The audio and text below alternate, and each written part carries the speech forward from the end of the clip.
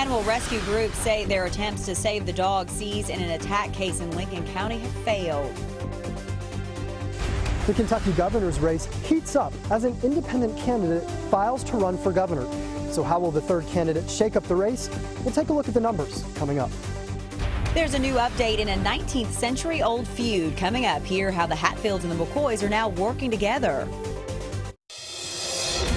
Tracking, alerting, protecting. This is WKYT News at 4:30. Good afternoon to you. Amber Philpott and Jennifer Palumbo reporting. We are tracking new developments in a high-profile dog attack case in Lincoln County. Officials now confirming all dogs involved in an attack on a woman are now dead. That includes one dog some claim was never involved in the actual violence. WKYT's Phil Pendleton has been tracking this story and has the latest from Stanford in our top story at 4:30. And all of this happened today while the suspect at the center of this case was rearrested in Boyle County and missed his court date this afternoon in Lincoln County. Now, Chris Pope's dogs allegedly attacked a woman on July 27th, but some claim that Fiona was in her kennel that day and was not violent. A group of animal rescue and advocates say they showed up early this morning to rescue Fiona, but they say their efforts were fruitless. We came with our motions to stop or to cease putting the dogs down, which of course has held no water. This had already been done before anybody got up this morning. All that I know is that all of the dogs have been euthanized, or apparently with this one female dog, at least the rumor I've heard is that she may have passed away while giving birth to the puppies. So Pope is facing some new charges in Boyle County, but the Lincoln County Sheriff says he's also going to face some new charges in this county. Much more on all this at 6 o'clock, but for now in Lincoln County, Phil Pendleton, WKYT. We contacted the Lincoln County Judge Executive to try to find out why the dogs were put down, including Fiona, but he said he'd have no comment. The work week is off to a soggy start in some places. There will also be a big decrease in our temperatures, giving us a fall-like feel. Let's check in now with Chief Meteorologist Chris Bailey and know how much you like fall, Chris. Oh, 'tis one of my favorite seasons out there, and I would imagine a lot of folks are big-time fall lovers as well. And as we go through the next few days, it's an early version of fall and more like September out there.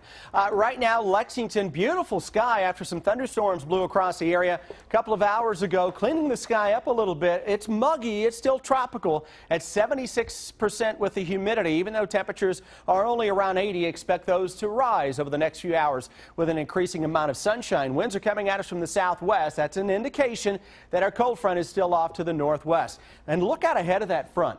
A whole lot of nothing showing up west of Interstate 75. All the action now east of the interstate, and especially across parts of Moorhead, from Carter County back into Rowan County, parts of Fleming County, and getting into Morgan County. Showers, thunderstorms, putting down some very heavy rains. Most lightning right now is just to the north of the downtown Moorhead area.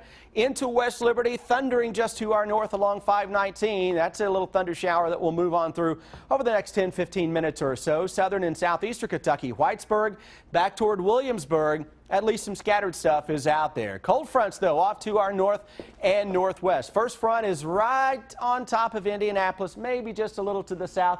Secondary push of some cooler air across the Chicagoland area. That'll scoot in here as we go toward tomorrow. And, guys, that's the blast of September that I'm tracking when I come back here in about 10 minutes. Chris, thank you. Lexington police are looking for the person involved in a late-night shooting. A man was running away from an argument when police say he was shot in the hip at Douglas and Florence Avenues. He's recovering at UK Hospital, but police say he is not cooperating with their investigation. 2 people are in jail accused of robbing a Lexington motel. Police say Kristen Welty had a gun when she robbed the Sleep Inn in Hamburg. They say Michael Rayburn was her getaway driver. Both were arrested Saturday when police say they were caught shoplifting from Walmarts. There's a new name on the ballot in the race for governor. Drew Curtis, the creator of the popular website Fark.com, filed his papers to officially run as an independent. Mark Barber was there this morning and talked to the new candidate. The Kentucky governor's race has just got a little more interesting.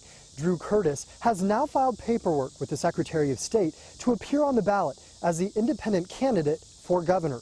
Curtis says he's entering the race because he has received the 5,000 necessary signatures to get on the ballot. He says many voters have told him they don't have confidence in their candidate, but they also don't want the other party to win. The 42-year-old is facing Republican Matt Bevin and Democrat Jack Conway in the governor's race. When you have the polling right now showing this a tight race between the Republican Bevin and Democrat Conway, taking a few votes out could sway the vote either way. So it's going to be an interesting few weeks ahead. The Lexington businessman runs a popular website, fark.com. Its slogan, "It's not news, it's FARC."